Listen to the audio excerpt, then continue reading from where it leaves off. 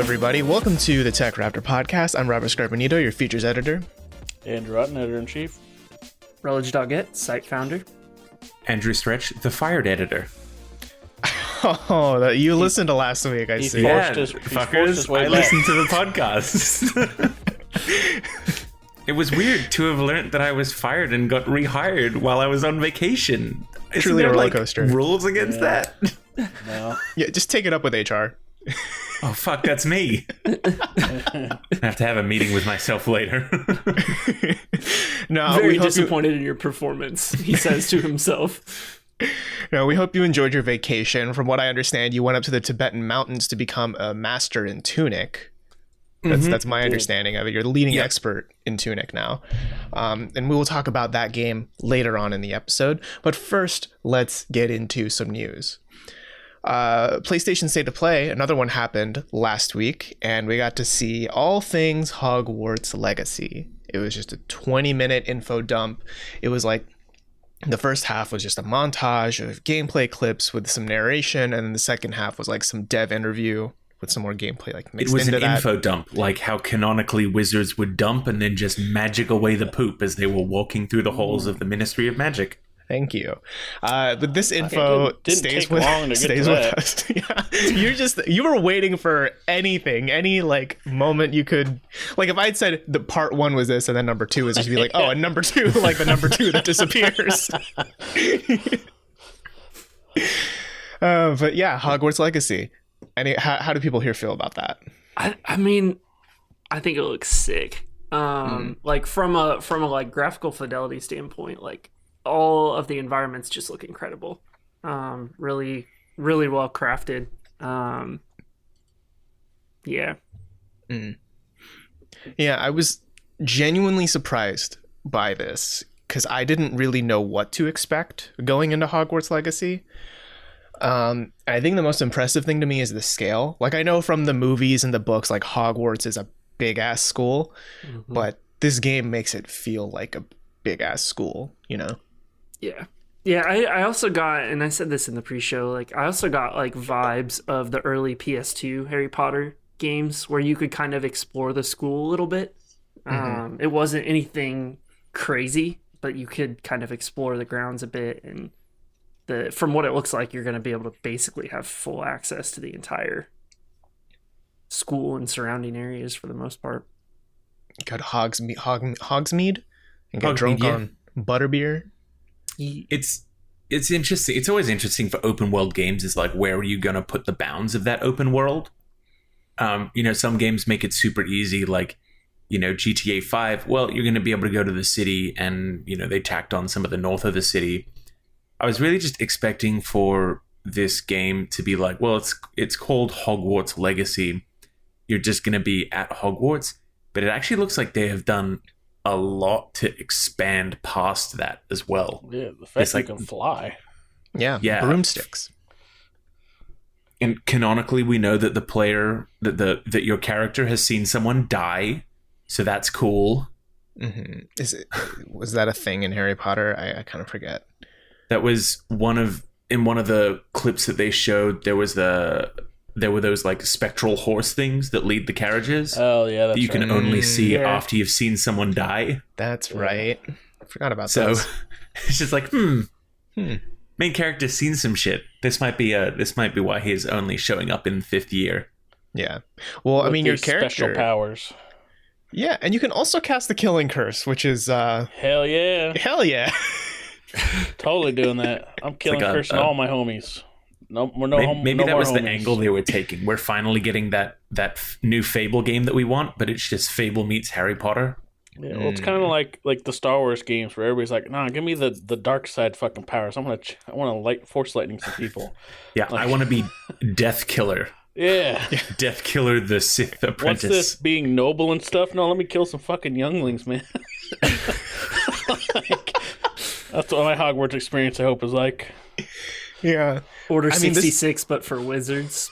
This thing is seeming a lot like it's truly doing that Hogwarts experience, because there's a lot there's the combat, right? Like a lot of spells and shit, but then there's like potions class and like farming sim kind of, like I think combat was the weakest thing that I saw in that.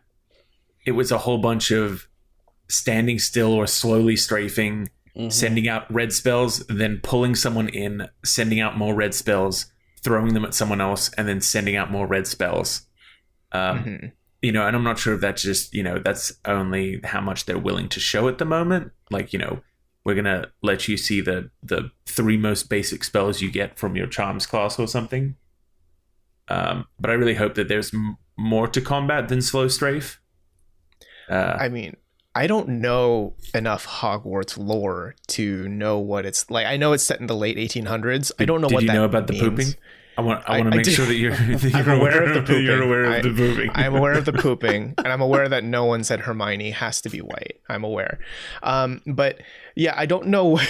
Yes, that's another thing that she fucking tweeted about.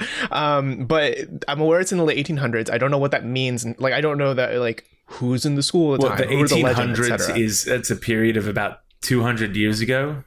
Thank you. Yeah. Yeah. There was a lot of pooping during that period. Right. A lot of people shat. To be fair, I mean, it was really only like a little over 100 years ago. So like 130. Yeah, that's true. Yeah. But so I don't know what it means for the lore, but what I do hope it means is I know that in the movies, the Defense Against the Dark Arts class is a big thing because it's like a rotating, revolving door of teachers every year. Yeah. But I hope maybe there's just a Dark Arts class where you learn the killing curse. I don't think so. but that would be cool, wouldn't it? No, you got to get into the. You're gonna be going into some alley, and he's like, "Hey, kid, you want to learn the death curse?" Yeah, that's the dark arts class. My professor in a dark alley in Hogsmeade. The dark wizard cabal of whatever. You want to buy a death stick, and it's just wands. Exactly. Yeah. And I also kind of hope that Quidditch shows up, but I don't know if it will. It definitely will. They had that shot at the towards the end where they had the girl came up and she was wearing the Quidditch garb, and you could see the circle in the background, the stadium. I wasn't even paying attention to that part. Yeah. Remember that they made a whole like EA Sports-esque Quidditch game back in the day? Yeah, there was is specifically like a Quidditch World Cup video game. Harry Potter fan is weird. It really Harry Potter fans are the most bizarre.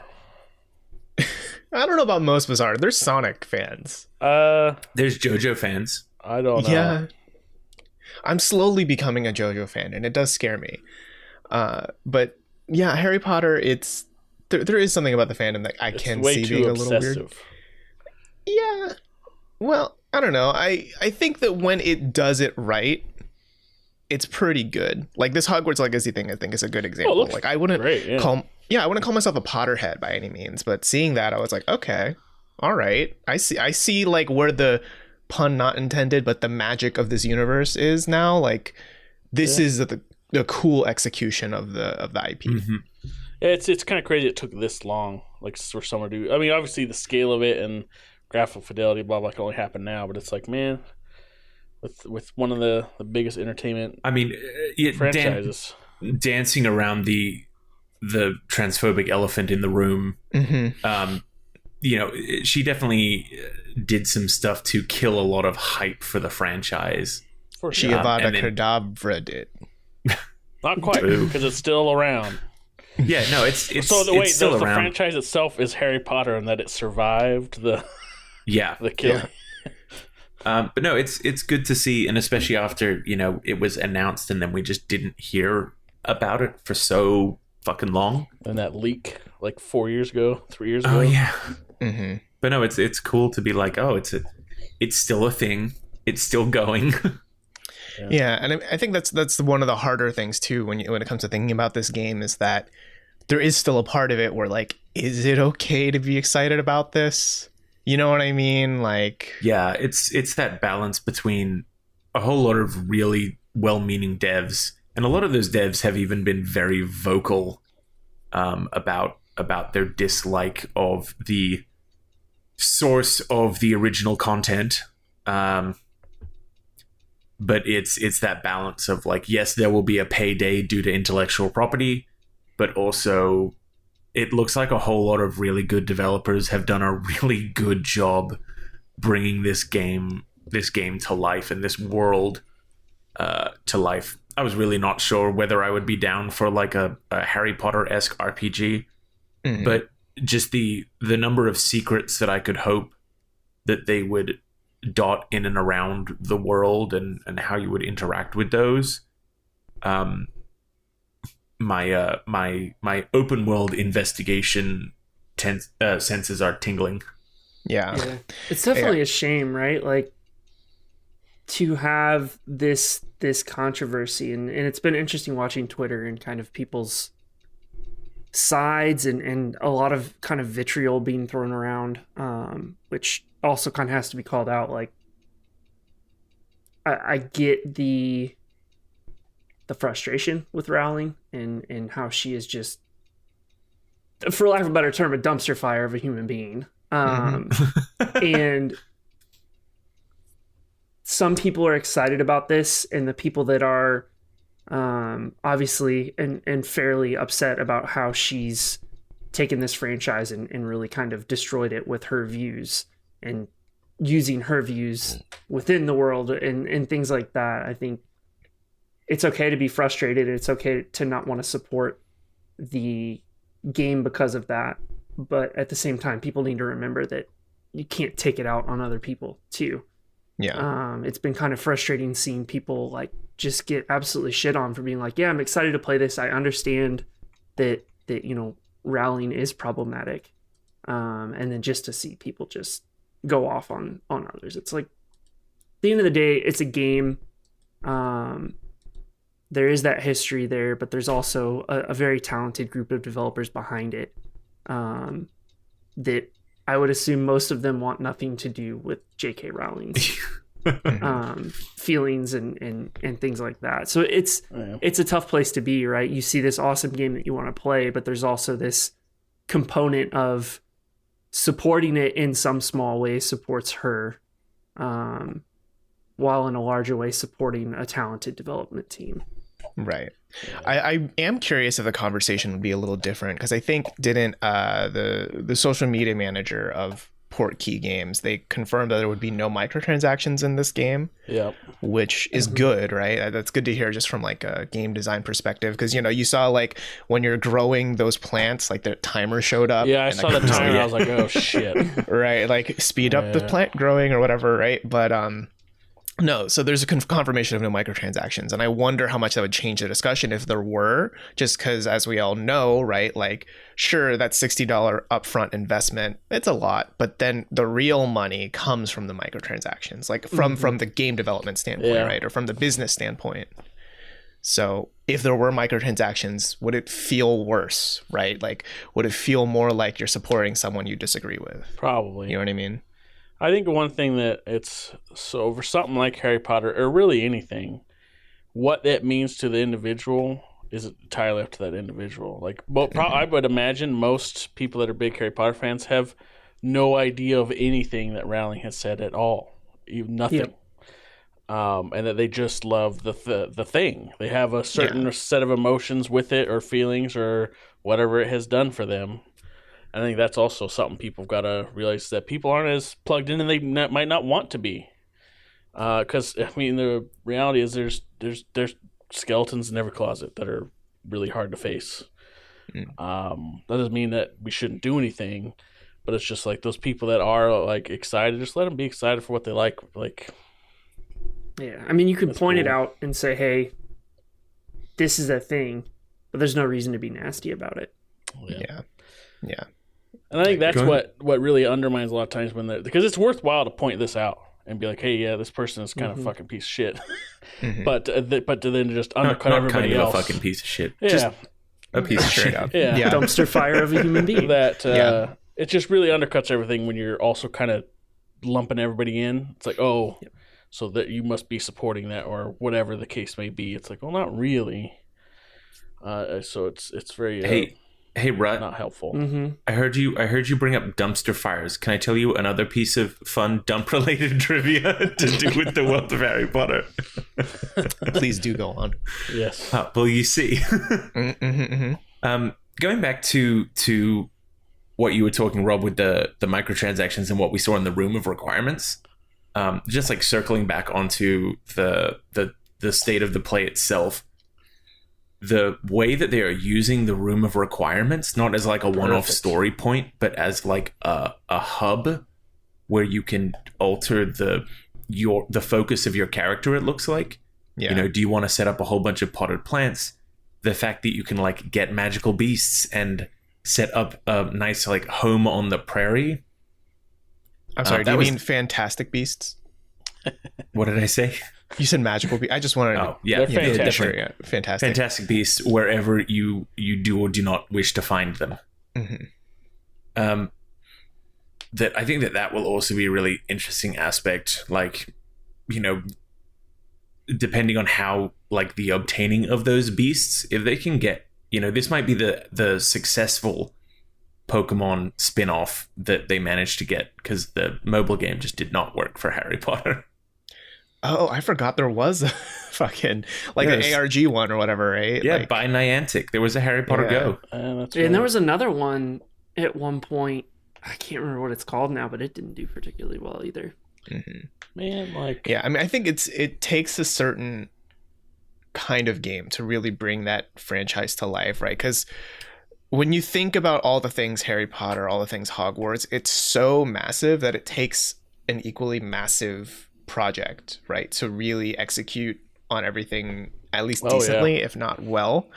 And this game, it has that energy. Like, honestly, there's a part of it for me that kind of feels like a Persona game in a way. Like, you're managing your school day, trying to figure out like, okay, maybe after this class I'll do this, and after that class I'll go kill some centaurs in the forest or something. I don't know. Go kill Wizard God. Yeah. Right. Yeah. So, you know, I think that is where it's really clicking for me, and that it kind of feels like a full movie, right? But in a game that you can take things at your own pace, you know. Coming in as a fifth year out of nowhere. What game you can't take at your own pace though? What? Gran Turismo 7. I mean, if you play an automatic like a scrub, maybe. But hey, now. Yeah. Have you tried getting good? Mm-hmm. You just got to shift gears into Gran Turismo 7.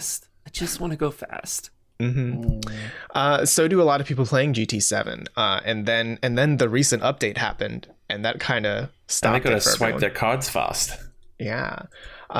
So Gran Turismo 7 came out 2 weeks ago. Came out to pretty good reviews. I think a lot of people really liked it. Kept calling it a return to form for the Gran Turismo franchise.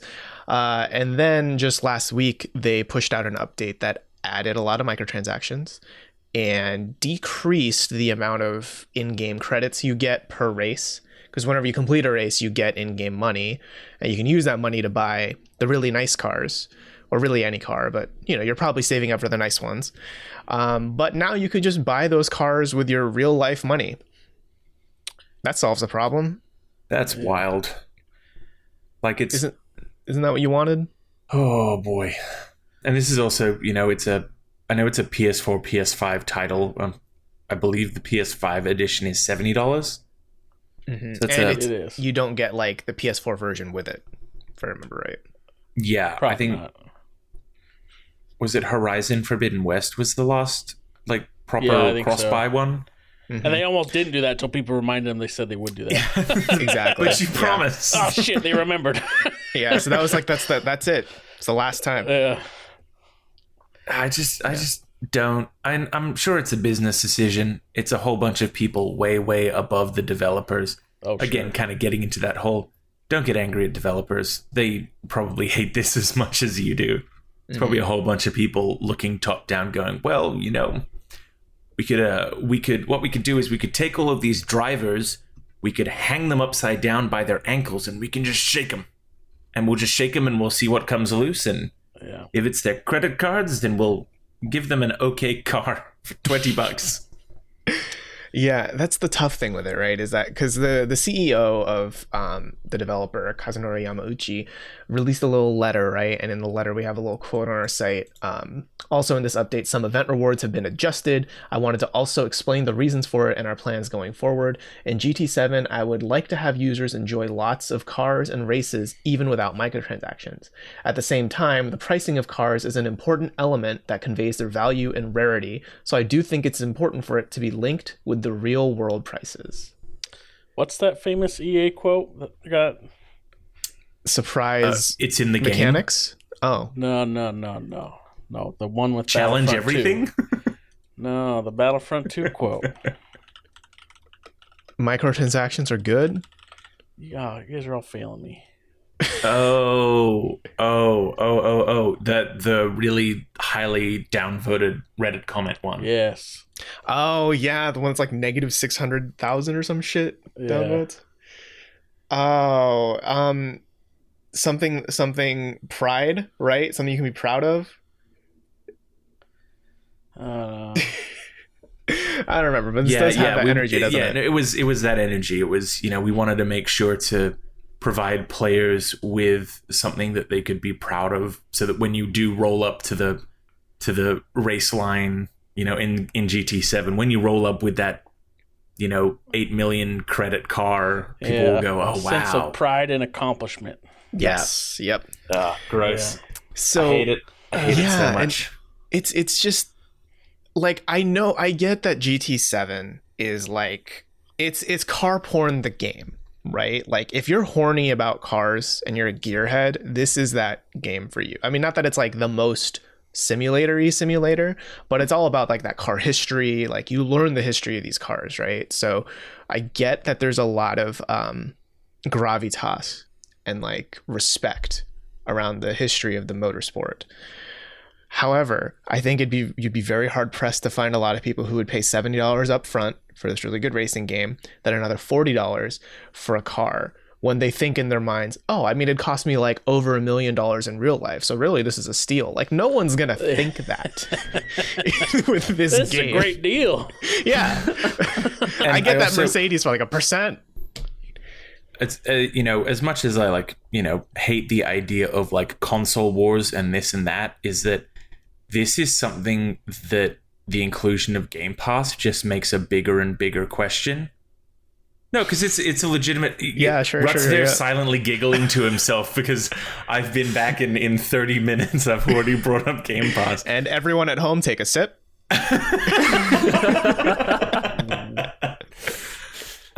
Phil, let us know when it- the check is in the mail. It is then like a legitimate thing that people might look at and say, well, GT7 is a fantastic racing sim. Not the Forza Horizons, but the Forza Motorsport.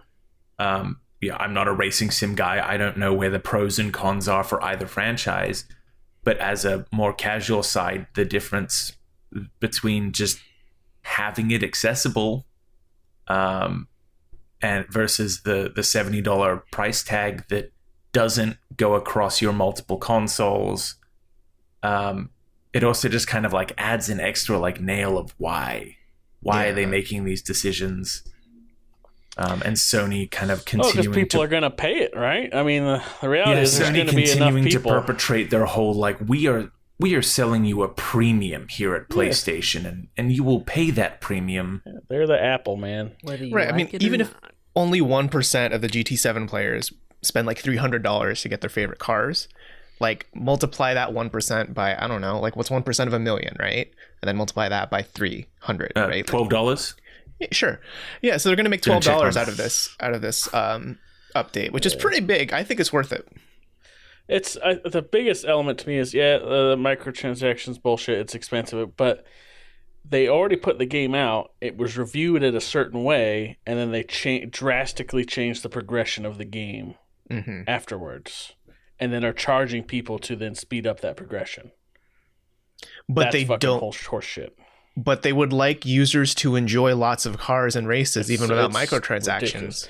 It doesn't make sense. Like you said, we want to enjoy it in a lot of different ways, and he also says we would like to try to avoid a situation where a player must mechanically keep replaying certain events over and over again. How is that not creating that problem by reducing how much they reward. Doesn't make sense. Well, you see, how it reduces it is you stop playing the game. That's probably people just don't play it anymore. Yeah, there we go. I mean, it's just when you compare it to Forza, right? Like, I mean, I think it's the biggest comparison to make because Gran Turismo is the PlayStation racing game. Forza right now is the Xbox PlayStation racing game, right? Like, I've spent so much time in Forza Horizon 5, love that game, and I've never once had to think about like, oh, do I need to spend real money to get the car, right? 100%. Because they throw so many fucking cars at you that just is easy, and then you kind of rack up enough credits by like they do the wheel spin shit, and then the like, you know, it's kind of like a Candyland of car game, right? So you don't have to worry too much about spending your real world money, and then I guess we can add the Game Pass value on top of that just to, you know, make Stretch happy. So when you compare the two, just from a financial perspective, one's the easy option, right? Oh yeah. Yeah, I mean, it could bring back to Game Pass some, and I think that's a very fair comparison because if you're going to say, okay, I'm paying for this subscription service, and Forza, by all accounts, I think they're you can at least say they're very much equals in terms of quality and fidelity and the teams behind it, blah, blah, blah, blah. If I'm getting that for free, and then let's say they do have a microtransaction option, all of a sudden that becomes a lot easier to stomach also, right? So this idea of microtransaction on top of it is just so much more worse with the GT7 stuff. That if I feel like, I'm already getting something free, maybe I would be willing to spend whatever in a game because I've already got it for free in my head, even though, you know, I'm paying for a subscription. But yeah. And does anyone else also find this like a tiny bit tone deaf, considering not to bring too much of the real world in, but like with gas prices going up and like inflation going crazy, it's like, okay, cool. So I can, instead of like spending my $40 on a tank of gas, I'll spend it on a virtual tank of gas with a nice car. Yeah, right? just think of it that way. Instead of buying a tank of gas in real life, buy this fucking rad car. Yeah. You know, I'm coming around. Deal. GT7's on the... they're making a good point here. All right, so it's early front runner for Game of the Year here at TechRaptor. It's in the world of the metaverse, we'll all wake up, sit up in bed, put our VR headset on, truck driving simulator, are into Sit work, up in bed. way into work via Google Maps. You mean my bed will sit down me at up? a desk. In the metaverse where I have a VR headset, there's no way I'm sitting myself up. I have a button. Always command. reclining. That's right. Yeah. Yeah, so that's... people in Wall-E, man. I was going to make the joke, but I'm glad you did. Yeah, it's just a shame to see this, right? Like, especially with something that's one of those flagship tentpole PlayStation things, right? Because it kind of sets, it just leaves a bad taste in your mouth, right? Like, not that I'm expecting them to, like, they're not going to release God of War Ragnarok, comes out to like 9 out of 10 reviews, and the week after they're like, okay, but you get less XP, but if you buy our booster, like, I don't think they're going to do that. No. But it definitely just kind of, it feels a little gross, you know? It's just such a strange move to get dongles on the bottom of Kratos' axe as Pop Funkos of each of the deities that he's slain. If you pay $50, you can get truck nuts on the Leviathan axe. Oh God! Fuzzy dice, anyone? Yeah. Oh my gosh. Yeah, right, it's just the scummiest of scummy things that these big companies have been doing. It's so fucking bullshit. It's stupid. Well, then how about we shift gears and talk about something very wholesome and happy and nice and is available day one on Game Pass. Yeah. Tunic. Yeah, we can talk about it in the context of how I was talking about it earlier. How much... no, I won't take it up again. How Rule 34 has it been? Oh, well. Yeah, you have been wondering that, haven't you? A little bit of the pre-show leaking out. Yeah, if anyone out there knows, email us, please. No. Why? Send it to Stretch specifically. No.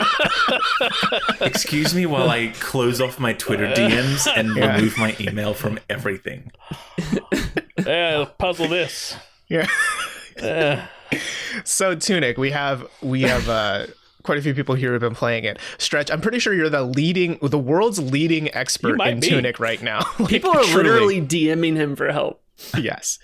The game is so much fun. This is, in probably the best way possible, this is like the love child of Legend of Zelda death's door with a sprinkling of the good part of Fez. The good part. I have not had a game, like a puzzle game, click and engage with me this hard, I think, since Fez. And that was like college days, late night, staying up with like 3 other people as we all sat around with pads and papers and tried to translate the in-world Fez language. And I've literally got papers scattered all about with different runic markings and drawings of maps and dot symbols, and it's just so much fun, and it is done such a great job of just like capturing what I want in a puzzle game, but also the combat is really enjoyable. The game is tough. I definitely had some. It's Would tough. you say tough but fair? It's tough, and I'm a little bit of a bitch. Okay. But if you don't want to get into these stupid deep puzzles, then you don't have to. You can play the entirety of the game. You know, there's still conundrums to like extrapolate information based on like pictures and symbols on the in-game instruction manual. But the depth that these puzzles go to is just so much fun. So I guess to like paint the picture for people who haven't played it at all, like it's an isometric kind of like action game, in a way, right? But a lot of the world has this weird language, and it's like its own thing. See, but that's also like and Autumn will be able to back me up here. Is like, yeah, the world has a weird language, and the instruction manual, like collectibles you get, are in that weird language. But there is only 2 puzzles in the game that actually require you to know the language. So for the most part, really what a lot of the people on like the TechRaptor Slack have seen has been me smashing my head against puzzles after puzzles. I really haven't spoken that much with them about the core crux of the gameplay. Yeah, the core part of the game, it's a very much a classic Zelda-y game. Yeah. With a little bit of the Souls like influence in terms of the like there are bonfires basically around, and that when you go to them the enemies respawn and et cetera, you die, you go collect your soul, that kind of thing. Yeah, but you don't lose all your souls, right? It's just like you only lose 20 coins. Yeah, you don't lose them all. It's a negligible amount. Yeah. Like it's not as punishing. So it's got that kind of influence, and I think the combat is also sees a little bit of that kind of stuff going on in it. But if you're really just seen as a more modernized combat for a Zelda game, that's exactly what it is to me. Like if you're just looking for a chill, like you love Link to the Past or something, you're like, I'm looking for something along that, just play this. It is definitely that for sure. I mean, it's called fucking Tunic, and he's wearing a tunic like Link, so like yeah, it's green just like Link. It's customizable actually, but that's also a secret that you can have. You can stumble across. Have you found the changing room yet, Autumn? I have not. I have not engaged with a lot of puzzles yet. Just running around the world, fighting bosses and stuff. It is fantastic. Like I can't imagine. So when we were, I'm already thinking like end of the year stuff. I can't imagine something's taking indie game of the year away from it to me. And if something does, I'm way excited for that because we have 2 fucking rad games that came out this year. Yeah. Because Tunic is fantastic. Everything about it's fantastic. Running around is fun. If they don't like somehow sell that fucking booklet as merch someday, they're stupid. Yeah. I would totally buy that thing. Yeah, because in the game, right, like you start out with no instruction manual, but then as you explore, you pick up pages of you pick up these pages. Yeah, and then it's an actual flip through book that's in the game, right? And I did find this cute when you pull it up and then you hold down the right stick, at least on Xbox, right? Like you put the book down and then you look up and it's like your game is paused, but it looks like it's CRT TV. Yeah. Like that's cute.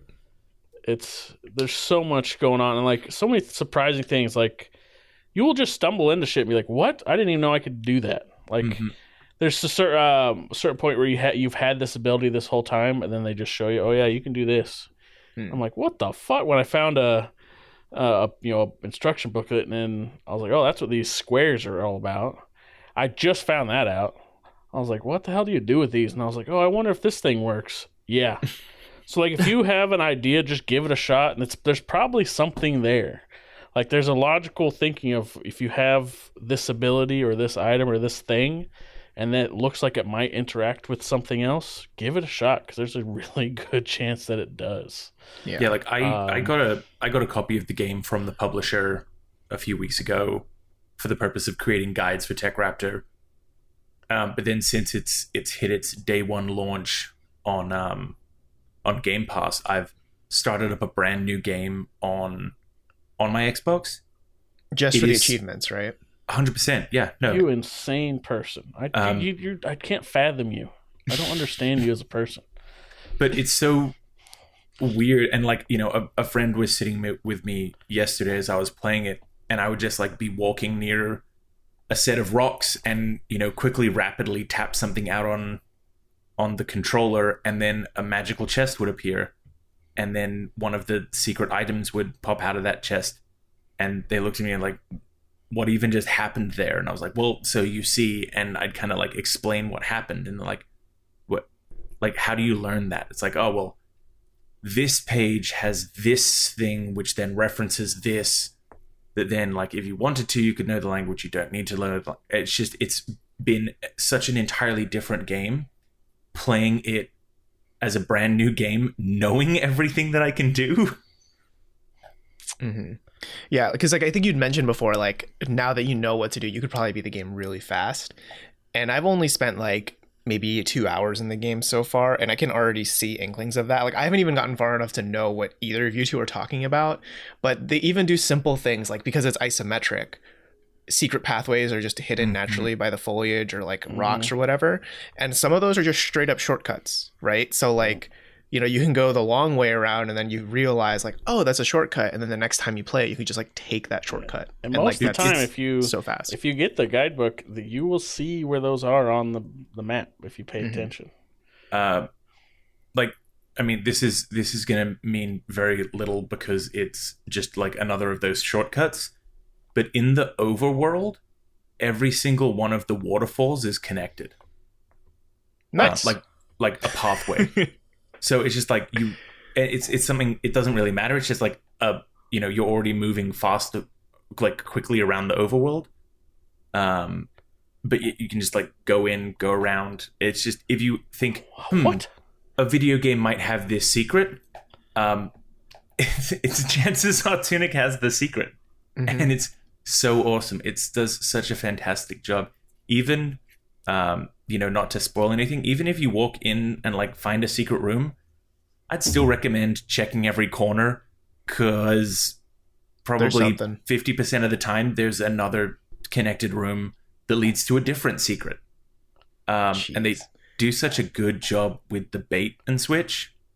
One of those secrets that I recently figured out rewarded me with a chest that appeared that just had a single coin in it. Just to be like, fuck you.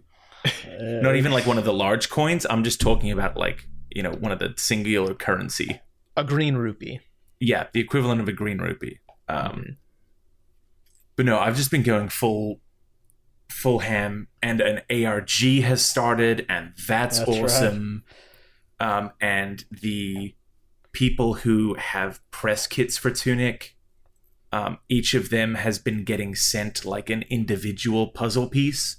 So the internet is now scouring, trying to find everyone who has posted their individual piece on social media. And that seems to be creating a pattern of the fox like pointing flags in certain directions. And then it's, well, that's a code. So where do we go in the game to use that code?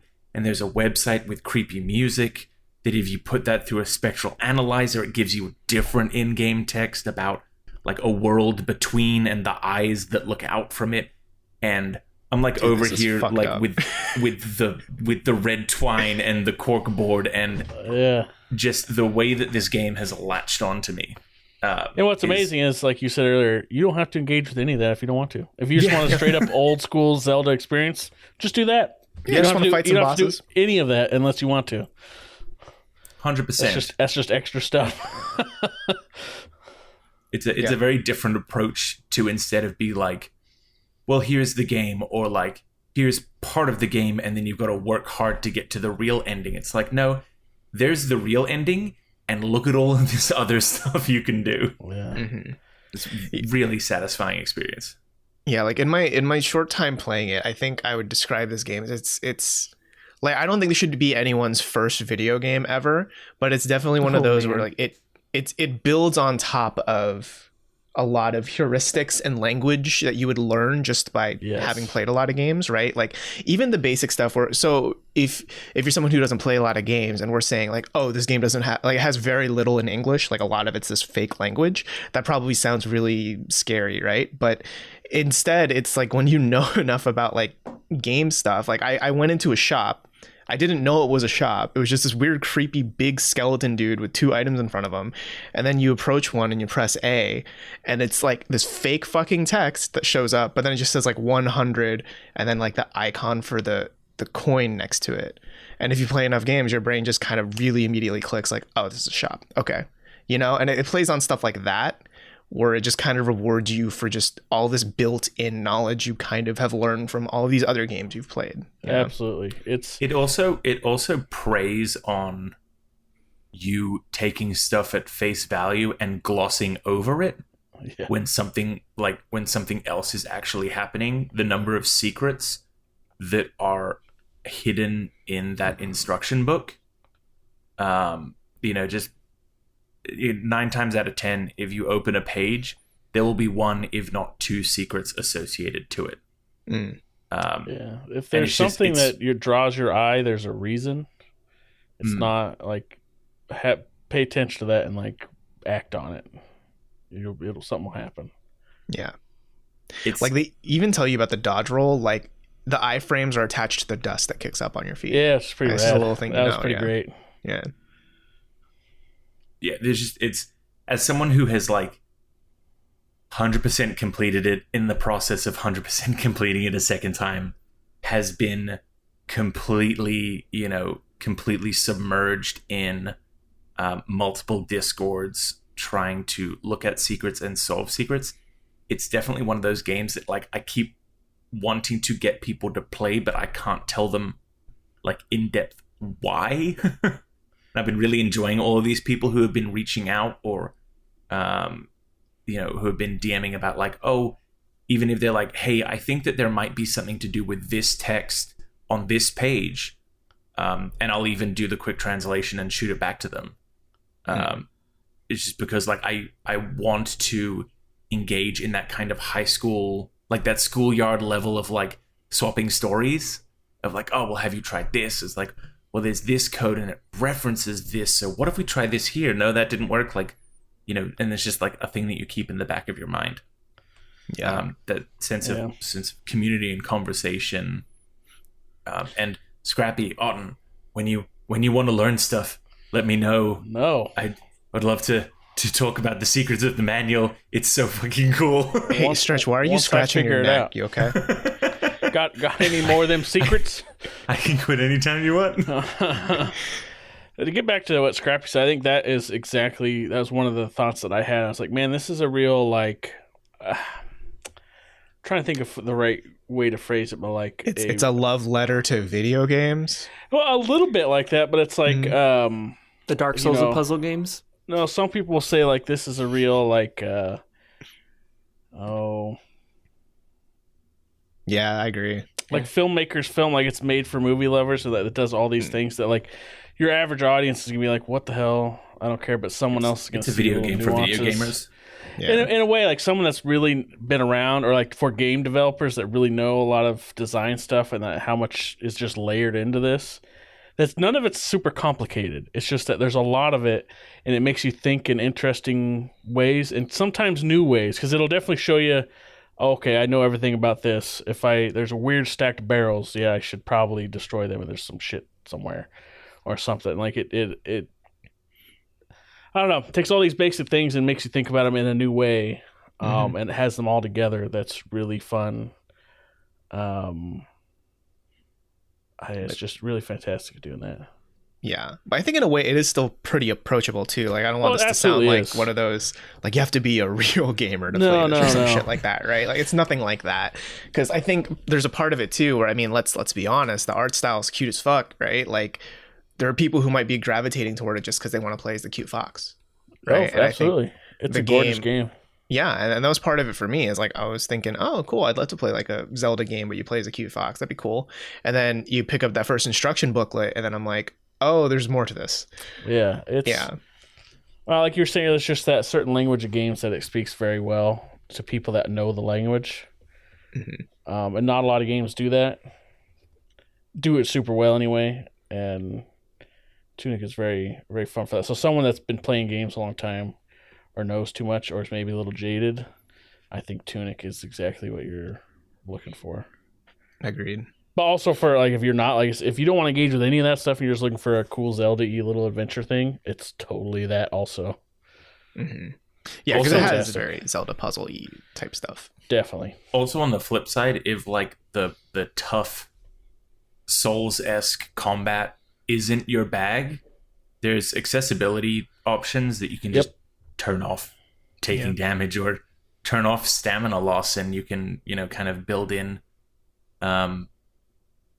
in. If you're at a hard boss encounter, you can use the spells to make bombs or whatever.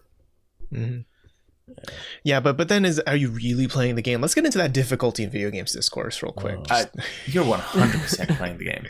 Yeah, you are 100%. That's like, how a lot of games nowadays, they'll have like the hard, normal, easy, and then story. Mm-hmm. It's like this is just, doing the story mode. And it really doesn't take anything. If you're wanting to get into it for the puzzles, you shouldn't need to be into it for the combat as well. Just Agreed. As much as if you're only in it for the combat, they've done a good job of keeping the puzzles. There's no point that it'll be like, you need to solve a puzzle that leads you to a combat challenge that takes you to another puzzle. Yeah. Does a good job of compartmentalizing everything.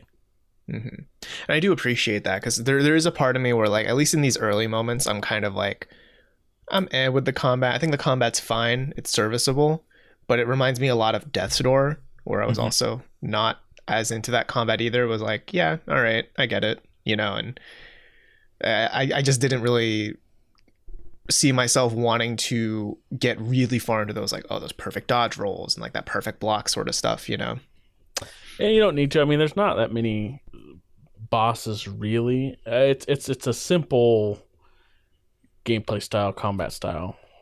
That there's not a ton to engage. It's done very well, but there's just not a ton there.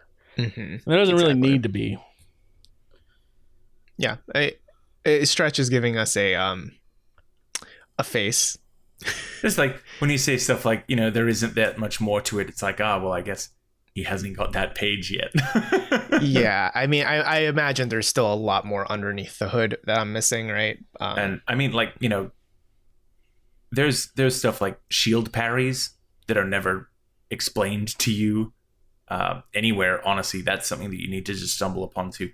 Just the location of the shield, you need to accidentally your way towards. Yeah. It's not entirely out of the way, so most people will likely accidentally into it. But it's like a if you want to play it at the basic level, you can play it at the basic level. If you like want to get like deep into like a build, a strategy, you can also do that. Yeah, because I got an achievement for like you did a special technique, and I'm like, I don't know how, but yay, I did it. That would have because you been rolled and slashed her. Yeah, the roll. Yeah, I think that's what I did. Roll stamina strike. Yeah. Mm-hmm. Well, I'm And interested that's to see if there's more than, because I've collected now the second colored thingy. You know what I mean? Mm-hmm. And if that feels The like second I've done a MacGuffin. lot. So if I haven't come across that stuff, Yeah, there's specifically one thing that I'm really thinking about in relation to some of the items that you get. All right. That is just like you would never even think to do this aside from where it's vaguely hinted at in a random I'm page. interested. I love how much you have to tiptoe around everything without to try not to give away like solutions to some of the puzzles and stuff. I think that says a lot about how much the game requires you to kind of explore and try and fail and do more than just kind of follow a linear path. It requires like you can get away with not engaging with it all that much if you want, but it heavily rewards you if you do. Yeah. So you're very incentivized to do that. And that's for anyone who's listening to this and is interested in, this same kind of way that I keep like alluding to things or like having to slightly hint on things and stuff. Specifically for the secret collectibles, if you do want to check out my guides, the secret collectibles, I've specifically structured them so that the top of the article is related to hints as to what to do or what pages are related to finding the solution. And then I've got a big break to say spoilers below before I actually give answers. So if you're like, man, like I have a feeling that I know what's going on, or I've just found the first of something brand new that I've never seen before, what's the deal with that? And you want like some more hint info, then I've tried to do my best to make it as pointing someone in the right direction as opposed to giving them the answer. But I've just been having a blast sitting in the Tunic Discord, watching people as they figure stuff out or getting to slowly point people in the right way. And it's fun. It's a game that you want to help other people enjoy. Yeah, honestly, there's a lot about it that I think reminds me of Elden Ring in a way where it's another game where it doesn't really explain much to you, right? Like it gives you maybe basic controls, but it doesn't, there's no tutorial mode. There's no easy, like, here's a glossary of everything you can do, right? And I think it's interesting to see Elden Ring. I mean, it's like one of the most popular games of the year, obviously so far, right? Like it did 12 million sales. And now here Tunic is also resonating a lot with people. And it's that same idea of we're not really going to hold your hand. You have to figure a lot of like the cool shit out yourself. And I think it's just nice to see that more of these games are coming out and are resonating with people and becoming popular because, not that games that hold your hand are bad necessarily. It's just there's that, I think, Stretch, you're illustrating it really well. There's that satisfaction of figuring something out yourself, something that's been laid out to you. You're able to connect the dots, right? And instead of the game saying, if you hit this wall 50 times, it'll open, right? Like instead of something you figure out. That's a different kind of satisfaction. True. Imagine being the guy that found that. You're like, what? Right. Just make sure you yell, "Oh yeah," as you go through. There was one puzzle that after translating the hint for, I literally sat here at my desk for 5 hours, just pondering, thinking, testing out solutions. I set up a secret channel in our Slack specifically for people who didn't care about spoilers so that I could bounce stuff off them. It was like a 3-line clue. And my wife got home from work and I was like, look, I know that you don't know anything about this game. You have no, desire, but I just, can you read this clue and tell me like what your knee-jerk reaction is? And she gets through the first line and say, oh, well, the first line means this, right? And I went, what? And she said, yeah, because this is a type of that. And I went, oh my God. And what I had spent 5 hours throughout the day trying to figure out, within 30 minutes of her getting home, I had cracked. And I was the first person on like the awesome special, reviewer Discord that they set up for all of us playing so that we could collaborate. I was the first person on the Discord to get that. And everyone was like, oh, it's so much fun. So you were like Gandalf when Frodo says Melon, a friend or whatever, right? Opening the minds of Moria. A mail order friend? What? Yep. People know what I'm talking about. The real ones know. Yeah. The true Gandalf. loader fans. Yeah, actually, what I would say is to those out there who are interested in playing it, get together a small group of friends, all get Game Pass, whatever, pay the $1 for a month. Sure. Yeah. And set up a group chat. So what I'm hearing is this is a offline Strand game. It is. I mean, Kojima's influence knows no bounds. This your Discord thing, it just sounds like the out game version of messages, right? Like in Elden Ring, right? And I think that's pretty fucking cool. Yeah. 2-finger butthole. Yep. Less of that. Less of that. Yeah. Well, I don't know. With never mind. with the artwork, there might be. Maybe. Speaking of buttholes, do you guys want to know a cool fact about the Wizarding World of Harry Potter? No, I really don't. Yes. Do you think Dumbledore shows up? No, would he have been born by this point? I'm not sure. He went to Hogwarts in the 1890s. More like Dumbledore. Did he? Mm-hmm. I thought Fantastic Beasts was set in like the 60s or something. He was a professor there at that time. He wasn't a student. I'm talking about when he was a student. When was Dumbledore born? Dumbledore student. Live Google. 1881. So, oh my god. It's just like shattered Scrappy's world. I'll say it wasn't a matter of if, it's when is he going to show up? Yeah, there's going to be an Albus somewhere. Yeah. Maybe, what if you could be like the Slytherin guy? What if your character is the father or mother? Or you're the bully. Fuck you, Albus. I'm Slytherin. You little shit. All right, I think that is We're a not wrap. pro-bullying here. That was a joke. Yeah, no, that was a joke for sure. Unless it's Sam, we're pro-bullying him. Okay. Only people in the Slack know what I'm talking about. Yeah, it's a very wide-reaching joke you got going on there. But that should do it for us for this week's episode of the TechRaptor podcast. We hope that you enjoyed it here. If you did, feel free to leave us a review on wherever you're listening, or if you're watching us on YouTube or on our site, leave us a comment down below and let us know what house do you hope to be sorted into in Hogwarts Legacy. Are you Gryffindor, or are you more of a Slytherin? Let us know. Are you one of them hippie Hufflepuffs? Huff and puff. And also please feel free to share this episode with your friends if you did enjoy it. That would help us out a lot, just some outreach and all that. And if you want more from us, we are always posting news, reviews, and features at techraptor.net. We will be back next Monday. See you then.